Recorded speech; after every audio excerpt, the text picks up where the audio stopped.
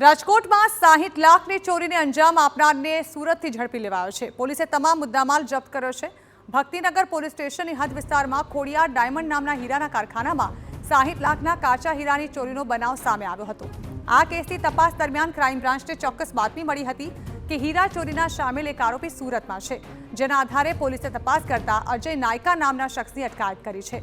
Police તપાસમાં સામે આવ્યું છે કે આરોપીએ સીસીટીવી કેમેરાથી બચવા ડિવાઈડર પર ચાલીને કારખાના સુધી આવ્યો। એટલું જ નહીં, ચોરી કરવા માટેના હથિયારો તેને અગાઉથી જ કારખાના પાસે છુપાવી દીધા હતા।